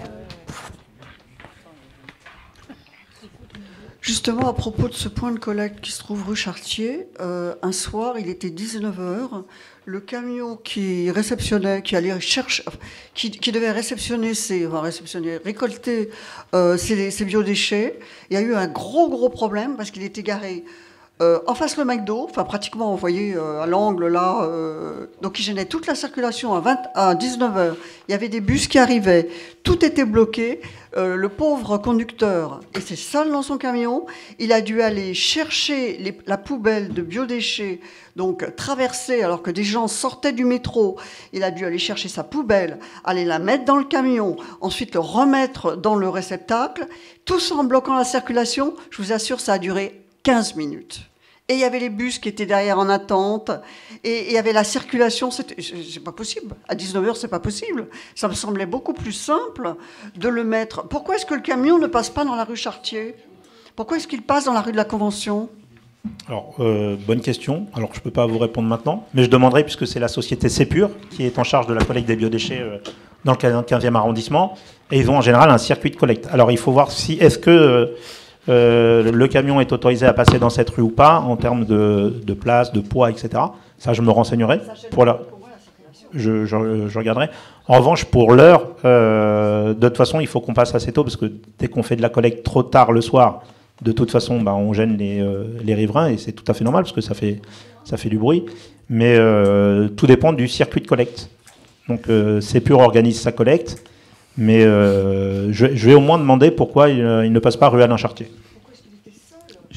J'ai une petite question. C'est le prestataire privé qui gère lui-même sa collecte. Donc s'il décide de mettre un seul agent, malheureusement, nous, tant que c'est collecté, le reste, ça nous ne regarde pas. J'ai une petite question. Est-ce qu'il y a un lien entre la ville de Paris et les bailleurs sociaux? Non. Non? Si. Ils dépendent. Il y a des élus au conseil d'administration. Ah oui. Ah non, mairie de Paris, pas propreté de Paris. D'accord. Nous, avec les bailleurs sociaux. De Paris et les bailleurs. Bon. Pourquoi je vous pose cette question? Parce que nous, on a participé, et vous devez le savoir, puisque Madame Taïbi a participé, nous avons participé avec la RIVP à Falguière à 5 ateliers, 0 déchet dans une copropriété. Est-ce qu'on ne pourrait pas généraliser ce genre de choses?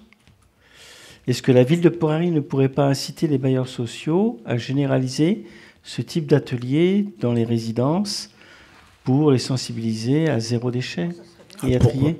Pourquoi pas? Si Madame Taïbi dépend de votre service? Oui, c'est la communicatrice de la division du 15e. Vous devez savoir qu'elle est venue 5 fois avec nous. Mais c'est souvent à la demande soit d'une régie de quartier, soit d'un bailleur social. Voilà. Mais c'est les bailleurs sociaux qui doivent être à l'initiative, puisqu'on intervient sur site.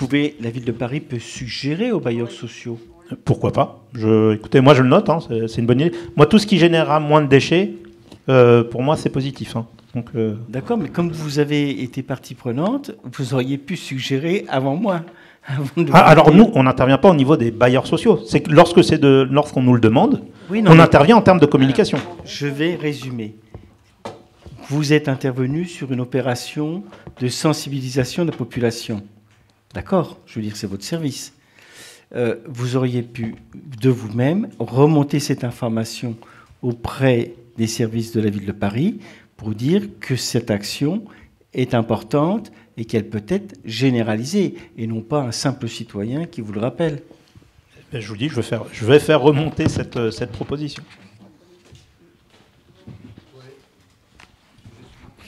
Moi, une question.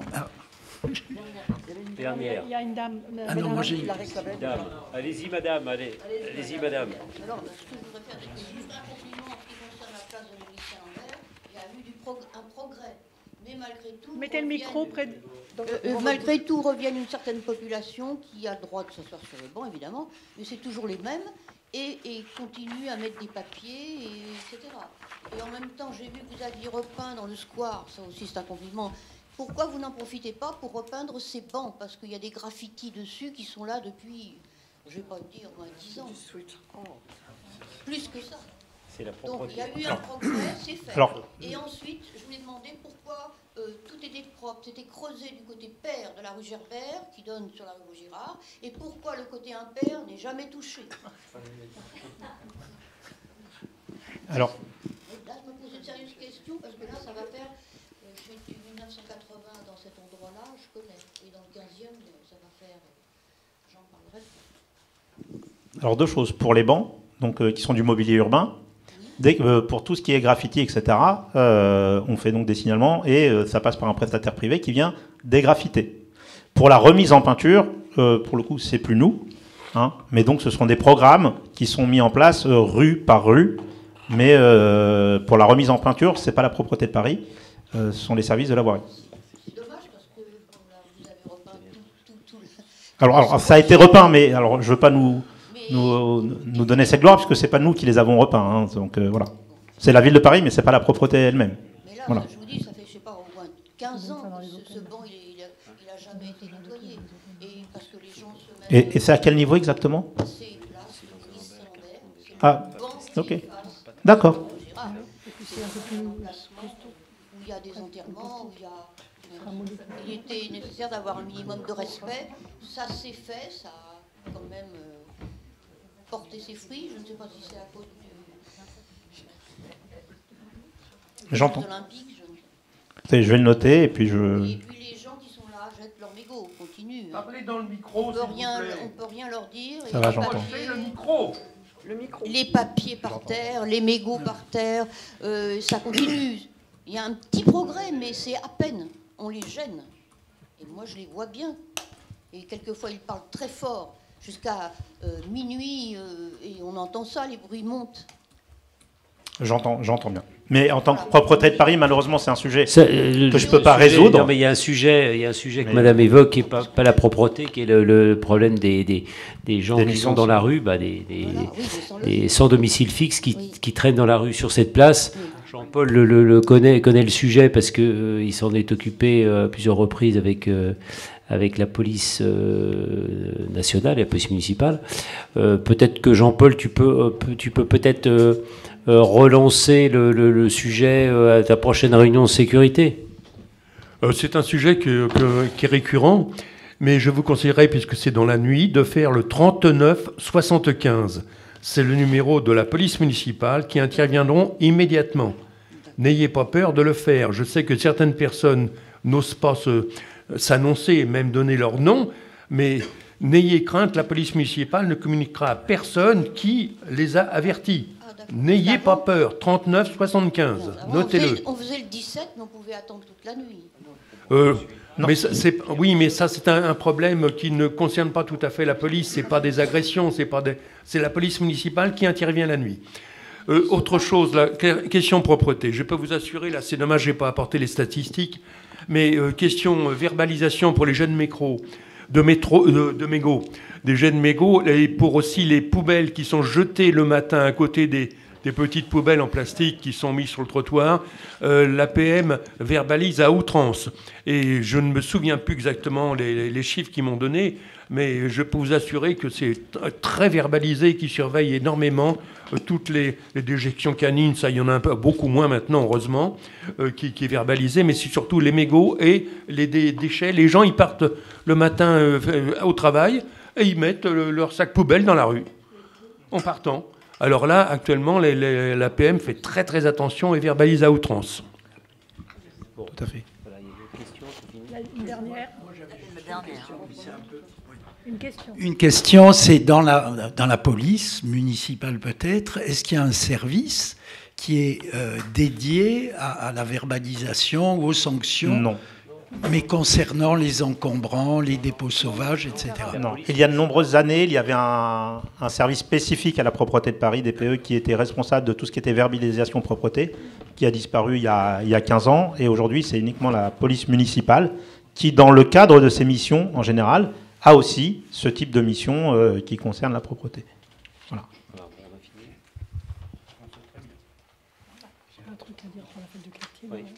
Ouais, je voulais juste revenir sur le premier sujet que j'ai évoqué sur les Jeux Olympiques. Je vous ai donné une mauvaise information concernant la place de la mairie. Donc il n'y aura pas besoin de QR code. Hein. Voilà. Donc vous aurez accès à la fan zone, ce qu'on appelle la fan zone municipale mairie du 15e, uniquement par des agents de sécurité qui fouilleront vos sacs et vous passerez peut-être sous un portique, c'est pas encore complètement fixé, mais il n'y aura pas de QR code pour la fête des Jeux à la mairie du 15e. Attendez, je vais vous donner une information très importante avant que vous partiez.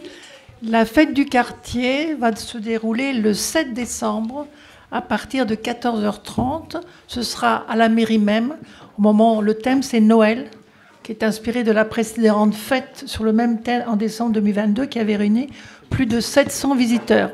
Il y aura donc la présence du Père Noël, des photos, nombreuses animations, ateliers, jeux pour les enfants, plus cadeaux, jouets offerts, plus chocolat chaud. Voilà, donc on vous présentera ça lors de la prochaine réunion. Mais notez cette date-là déjà, du 7 décembre. Voilà. Merci beaucoup. Je vous souhaite à tous une très bonne soirée et merci de votre présence.